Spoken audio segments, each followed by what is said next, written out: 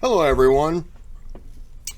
It was not a request, but I saw this on my feed, and this is what US would be like if America lost the revolution.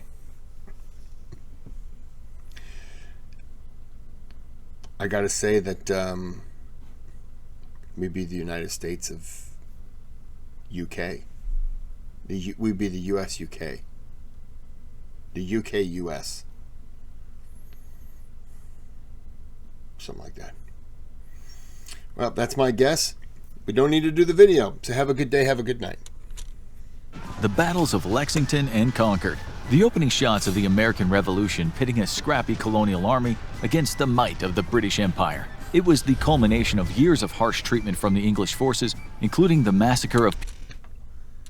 I really like that painting. Peaceful protesters in Boston and the tax hikes that led to the Boston Tea Party. And the world watched as the ultimate underdogs led by George Washington turned back the forces of Great Britain and created a new country, the United States of America. But what if it didn't work out that way? 700 British soldiers had been sent to destroy colonial supplies and cut off the rebellion before it could start. Warning was given by Paul Revere and the other riders of the British arrival. But in this timeline, a stray butterfly spooked the horses of the warning team, keeping them from ever reaching their destinations. The British swept in and captured the arms caches and arrested the ringleaders planning to fight the British. Prominent founding fathers like George Washington and Benjamin Franklin were interrogated by the British, likely disavowing all involvement, but one thing was sure: there would not be an American Revolution in this timeline. Mom, is your portfolio optimized for my dream college? When everyone... I don't see how Washington could have been arrested for that when he wasn't involved with any of that initial stuff. That was Sam Adams. So I'm lost here for that. The hard-nosed approach by King George III, the potential revolution had been quelled, and he would likely take care to make sure it never repeated. British troops would maintain a strong presence in the colonies, rooting out any sign of rebellion. George was infamous as the king who had the harshest approach toward the colonies, spurring increased resistance, but it's likely that after a close call, he might have been advised by those he trusts to hold off on any new taxes for a while. After all, the colonies were a valuable resource, so it's likely that the status quo would have remained in place for the next few decades as long as George III remained in power. And that would be a while. George III had a reputation of being a bit of a disaster, but he was actually the longest reigning king in British history, serving for almost 60 years. His successor, George IV, was seen as a dilettante who only reigned for 10 years. Selfish and irresponsible, his reign was heavily influenced by his advisors, and as such, it's likely they just would have advised him to keep things going under his father's colonial policies for the term. After all, there were parties to attend back in London. But back in the colonies, things have changed a lot. Many of the founding fathers who defined the march to independence have since passed away, with Franklin and Washington likely not having anywhere near the influence on history they did in our timeline. However, it's likely an independence-minded movement continues in the colonies, focused less on fighting for independence than on developing the colony's culture, and they have a lot of room to do it in. While the original United States post-revolution was only composed of 13 colonies, the British territories they're part of now are much larger, including much of what's now Canada. And the crisis happening in another country might be as big a factor as what's happening in England. While the American Revolution didn't happen in this timeline, odds are another revolution did, the French Revolution. The circumstances there were primarily driven by poverty and populist rage against an out-of-touch monarch. And Didn't that revolution really take place, though, because of the money spent funding the American Revolution? Or was revolution going to happen, period, in France? And the country being in terrible financial situation didn't help?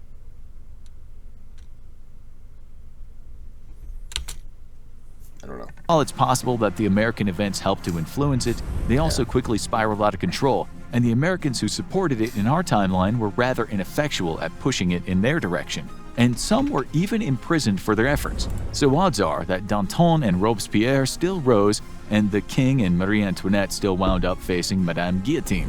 And the Reign of Terror still sent France into chaos until it fell, leading to the rise of Emperor Napoleon. And that would give Britain the leverage it needed.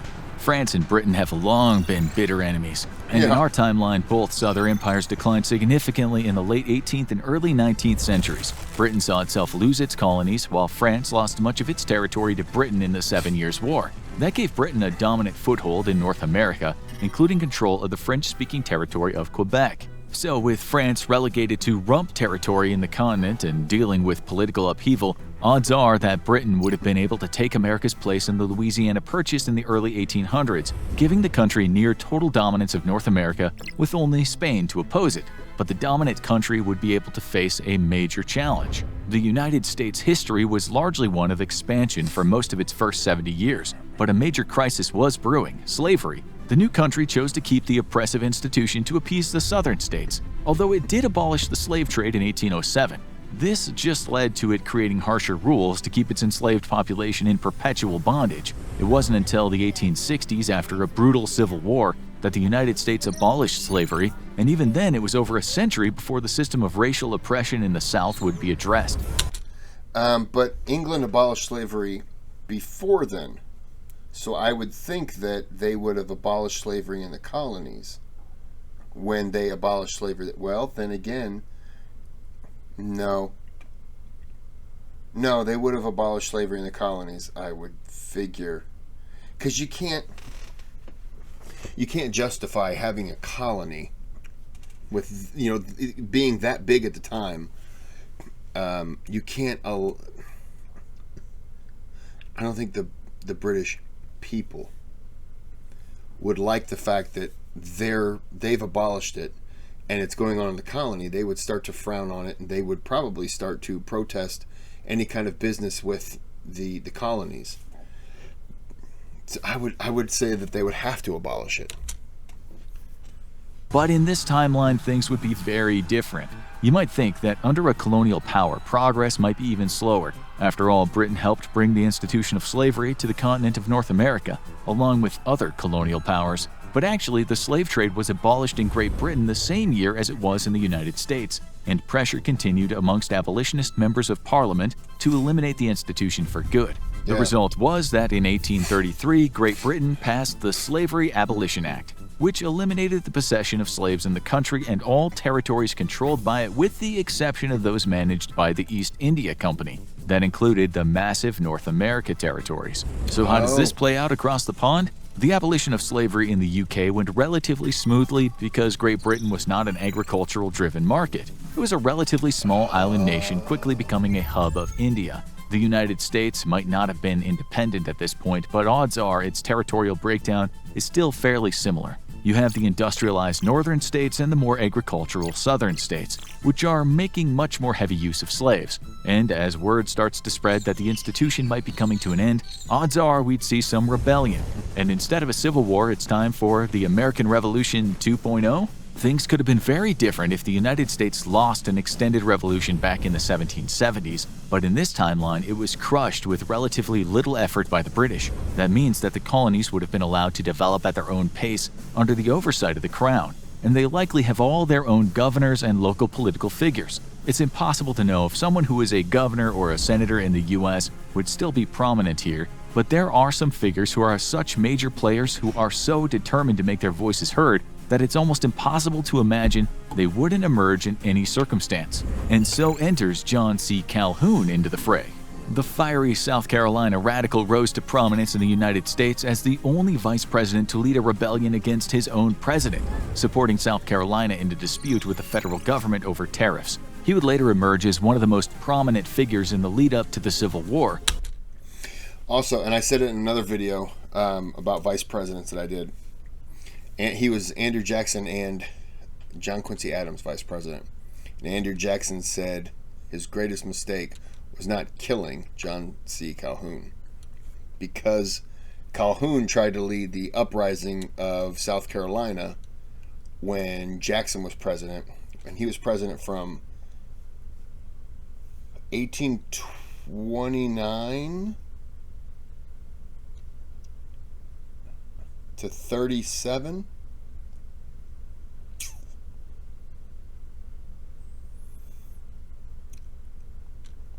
I believe so. I'm not going to check. I'm just going to say yes. And yeah, Calhoun was one of the war hawks. And it was just... refusing any concessions to abolitionists and advocating for secession if the institution of slavery was infringed upon.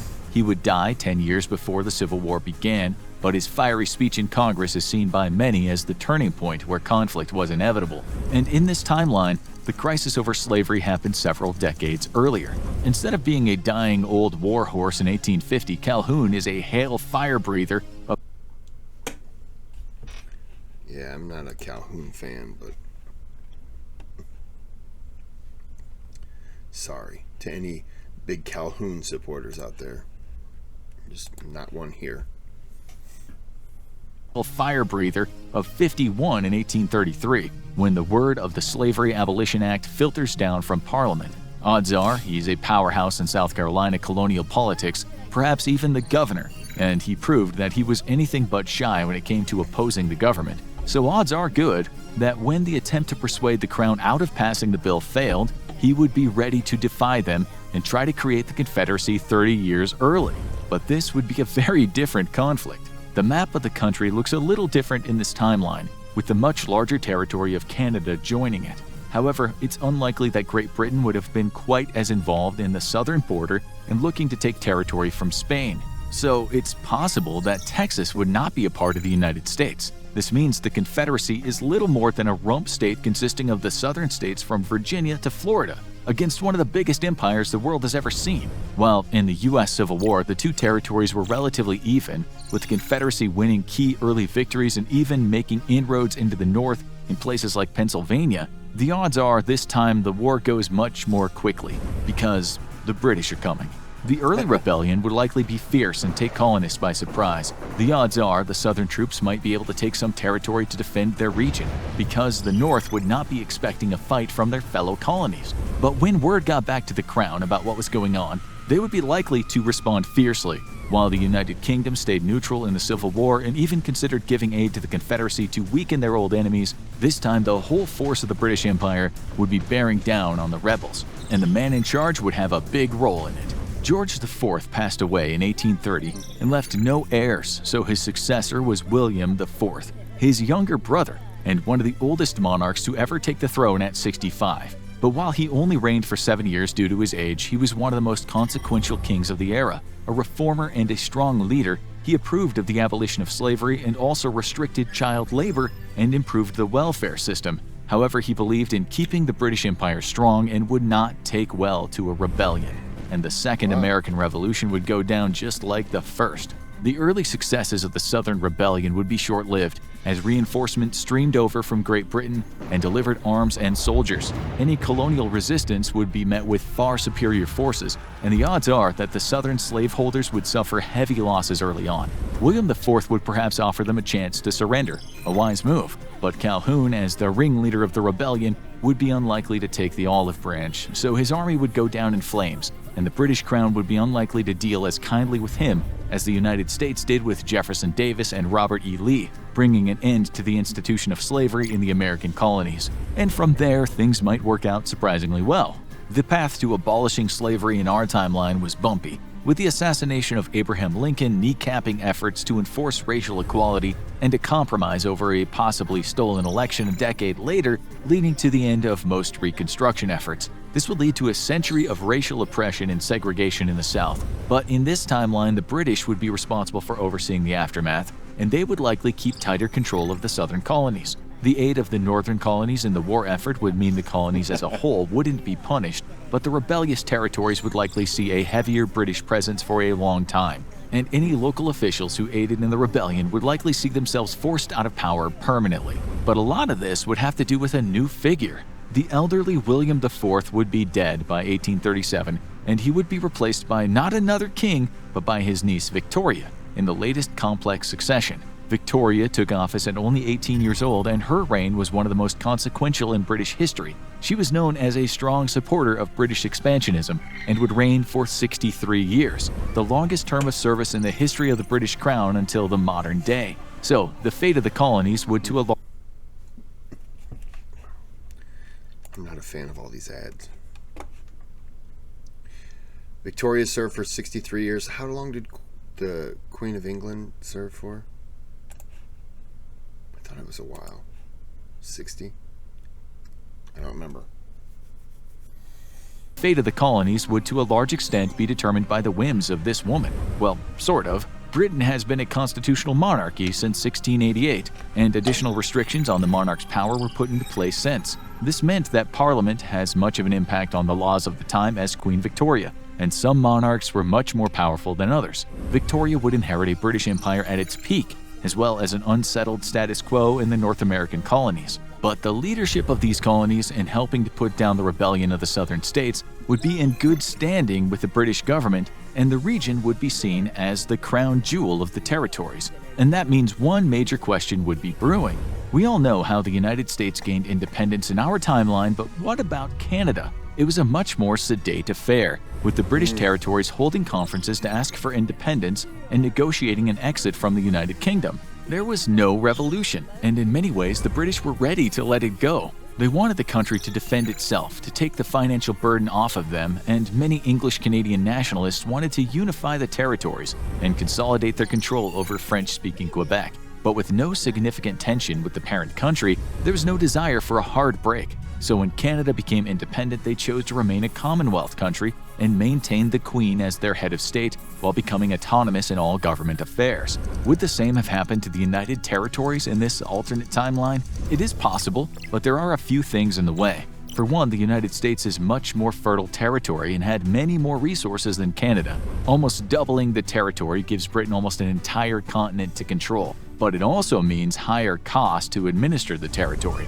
The odds are that Victoria and Parliament would be open to these negotiations for independence, but they might drive a harder bargain, wanting preferable trade deals long-term with the new country to ensure access to its resources. Whatever the terms of the deal, odds are they would be preferable to what had been imposed on them by the British Crown as a colony. And so this new country is born into a whole different world.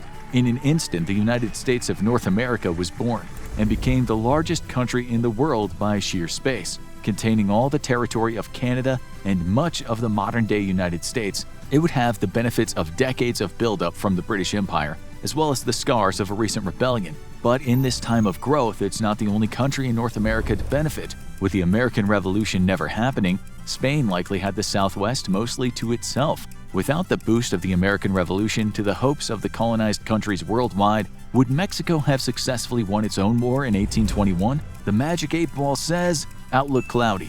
So it's possible that the Southwest North America would still be dominated by the Spanish crown, holding not just Mexico, but most of what's the American Southwest today. So is another war brewing? Probably not. While the territories of North America did eventually gain independence, they're all far from abandoned by Great Britain. Instead, they're likely considered extended family, and if someone punches your cousin, odds are you're jumping into the fray. So Spain would be very cautious about trying to take any territory from this new country and vice versa. While it's possible the two empires could go to war again, maybe provoked by similar events to the Spanish-American War, that would be a much larger conflict and not... I was just going to say, he just said a much larger conflict. What if this USA/Canada conglomerate did go to war with Mexico for territory? That would instantly drag Great Britain and Spain into it. Well,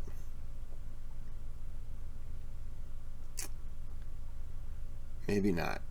If they were both independent, no, but if both countries were independent and a war did start, they would look to their, well, not independent, I guess Commonwealth. They would look to their mother country for some kind of backup. And it would be the responsibility in a way of the UK and Spain to say, okay, look, this isn't happening. You two knock it off. This war's not happening. And then they would have to negotiate over a peace treaty to get these two countries to stop fighting. likely to erupt immediately. So it's possible that Texas and California might never be united with the rest of the territory, but the new country is also very much not in need of extra territory. But this would change a lot of things going forward, including for many of the area's most oppressed people. What would happen to the Native Americans in this new status quo? It wouldn't be all sunshine and roses, since the British, like all colonial powers, were responsible for mass displacement and murder. But certain key atrocities might have been averted. There was never a President Andrew Jackson in this timeline, so there was never a trail of tears. Much of the United States' worst atrocities toward natives happened in the Rush West, which would have happened in a much more orderly method in this timeline. However, the US and Canada shared certain atrocities, such as the residential schools where native children were taken from their parents and forcibly educated to behave more like white people. Those would still exist here under the British and the new government, but there's hope for a better future. Today, Canada's programs of reparations and autonomy for natives go further than the US, and that might carry over in the Union. But what about the victims of slavery? Well, for one thing, slavery ends 30 years earlier.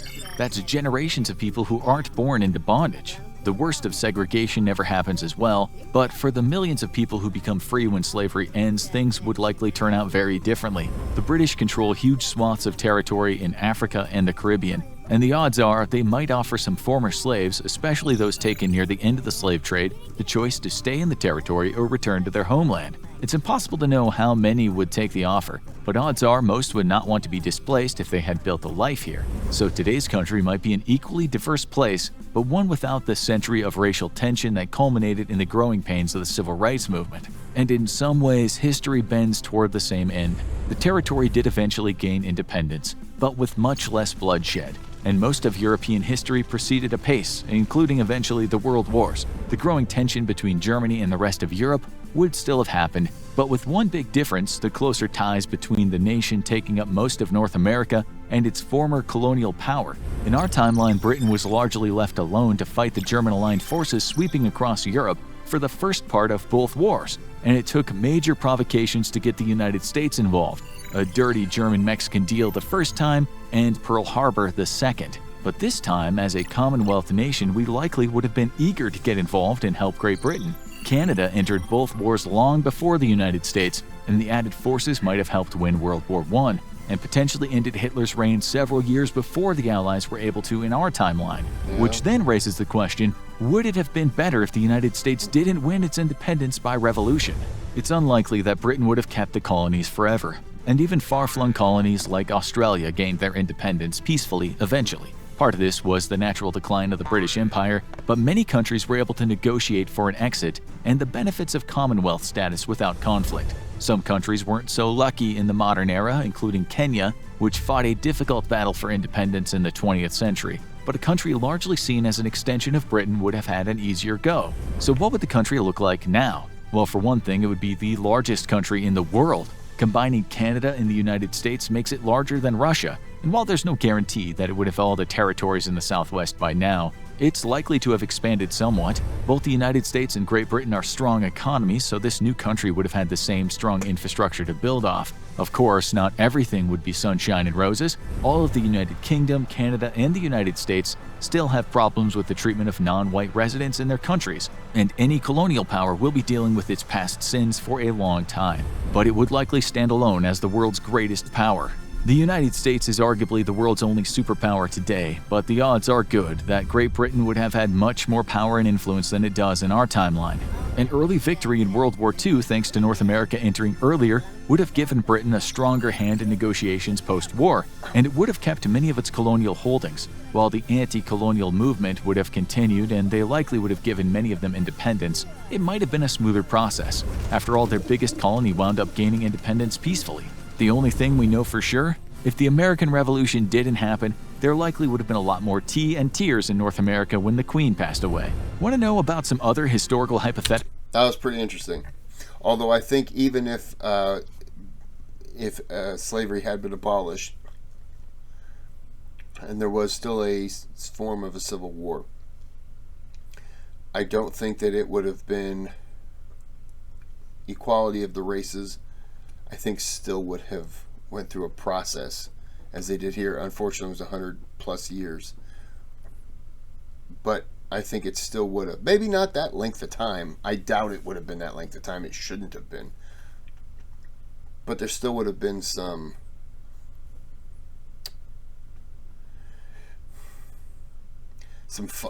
fighting after the war was over by people who